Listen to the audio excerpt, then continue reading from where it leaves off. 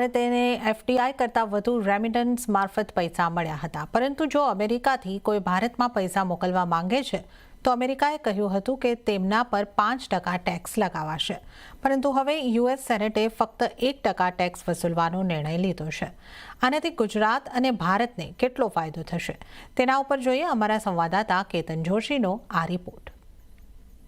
આ જગદીશભાઈ વ્યાસ અને તેમના પત્ની છે। તેમની બંને પુત્રીઓ અમેરિકામાં અભ્યાસ કરે છે અને ત્યાં જ સ્થાયી થઈ ગઈ છે। દર મહિને બંને પુત્રીઓ અમદાવાદમાં તેમના માતા પિતાને પૈસા મોકલે છે, પરંતુ તેઓ રેમિટન્સ ટેક્સ 5% હોવાની ચિંતા કરતા હતા, પરંતુ હવે ટેક્સ ઘટાડાથી તેઓ રાહતનો શ્વાસ લઈ રહ્યા છે। હવે એ લોકો જ્યારે અમને રેમિટન્સ અમારા માટે મોકલતા હોય છે, એ જે પૈસા ટ્રાન્સફર કરીને એક તો 85ના ભાવે આવે છે, સારા લાગે છે। બીજું કે એના લીધે અમારી લાઈફસ્ટાઈલમાં ઘણો બધો ફેર પડી જાય છે।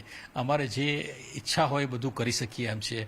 મનોરંજન માટે અમે ડ્રામા જોવા જઈ શકીએ છીએ, અથવા કોઈ જાત્રા કરવા જવાનું હોય, અથવા કોઈ જગ્યાએ દાન પુણ્ય કરવાનું હોય, કોઈ સ્ટુડન્ટ્સને એજ્યુકેશન માટે કંઈ આપવાનું, તો અમે આપી શકીએ છીએ। એક સગવડતા અમારી વધી જાય છે।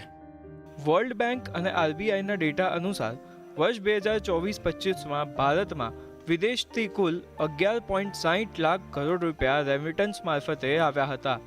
છેલ્લા 8 વર્ષમાં વિદેશથી આવનારા રેમિટન્સની રકમ ડબલ થઈ ગઈ છે।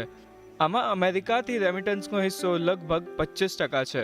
અમેરિકામાં વસતા લાખો ભારતીયો ફક્ત પરિવારને જ નહીં, પરંતુ ભારતના ગામડાઓમાં, મંદિરોમાં અને અન્ય સામાજિક કામ માટે હજારો કરોડો રૂપિયા મોકલે છે।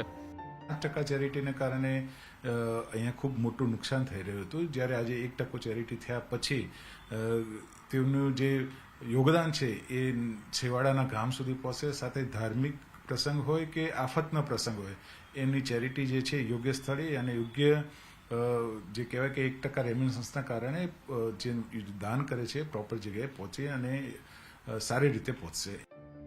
તો હવે સારી વાત એ છે કે જો હવે અમેરિકાથી કોઈ પણ કાર્ડ દ્વારા ચૂકવણી કરવામાં આવે છે તો તેના પર કોઈ પણ ટેક્સ નહીં લાગે।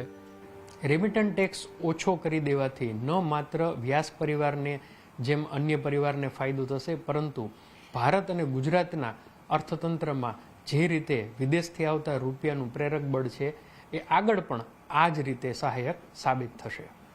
કેતન જોશી, અમદાવાદ।